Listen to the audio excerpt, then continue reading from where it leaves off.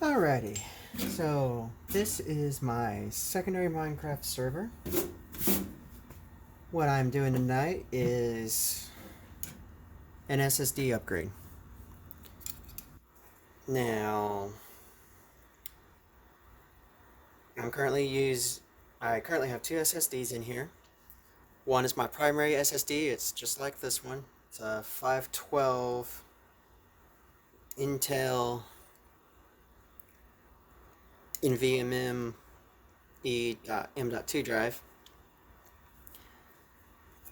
And my secondary drive that's currently in this machine is a Kingston SATA SSD. And I'm also going to be swapping out the graphics card that is in this machine with this one. You'll notice something interesting about this. I'll explain that here in just a minute. Alright, so let's get started on this.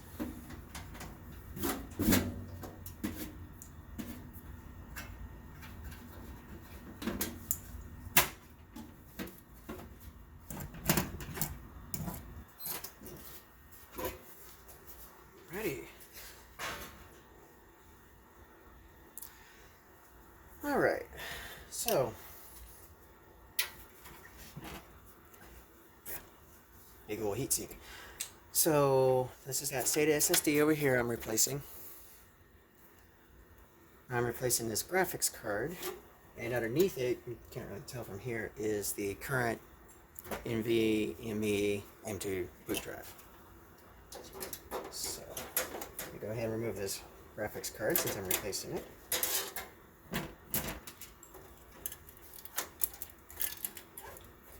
There we go. Alright. Now, you see here's the boot M.2 NVMe. Now, these M.2 NVMe drives I have are PCIe X4. They require 4 PCI Express lanes. As you can see, I've got an X8, an X16, and an X1. As a server, I don't need an X16 graphics card. I really don't. Plus, that fan is a point of failure that I really would rather not have. So I'm simply replacing it with a PCIe X1 graphics card with a passive cooled heatsink. I am not using the integrated graphics for a couple of reasons. One, usually it uses shared RAM from the system RAM. I want all the system RAM available. Two, with this particular board and this particular configuration, for some weird reason, the onboard graphics was constantly causing a computer to hang. I installed a graphics card and that problem just disappeared. Now, this motherboard was designed to be able to NVMe boot U.2 drives. A U.2 drive looks like a standard SSD, SATA SSD, except it has a special connector for the PCIe lanes. Now, because it is capable of doing that, it can boot an M.2 NVMe, provided you get this little $8 adapter. That's all this adapter costs. Dirt cheap. So, let me go ahead and install this. Literally that simple.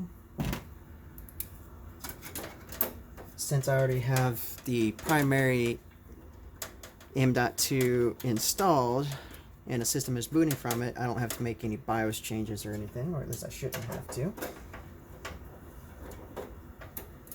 Get this graphics card installed.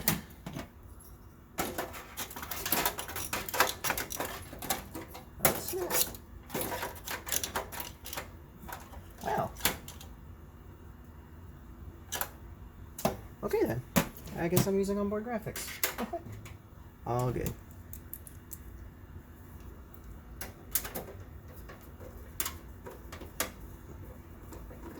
I guess I'll just have to resort to using a regular PCI graphics card if I continue to have any issues.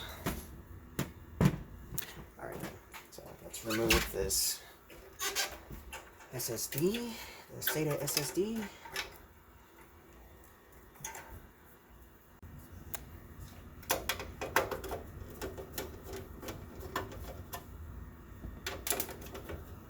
Was not expecting that graphics card to be that too long to fit in here, but that's okay. Alright, just pull this out.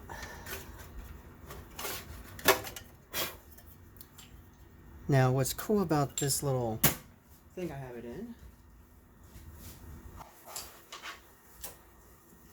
is I can fit 2.5-inch drives, as you see here. Basically, I can put 2 of these SATA drives in a single 3.5-inch drive bay slot. So this is pretty cool. These are also like $8-10.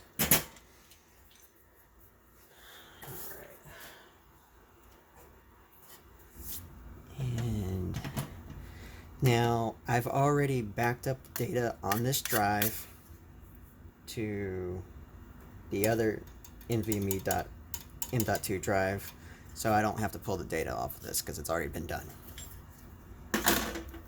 And that drive will also be going into a new server I'm working on.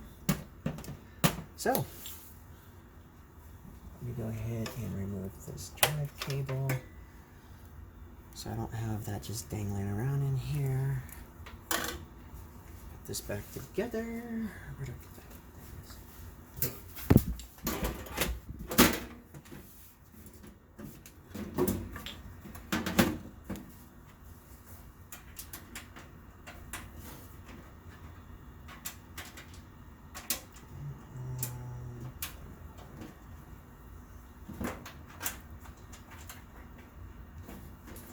Alright, now to hook it back up, power it up, take the archive that I made of that other drive's data and put it onto the new drive.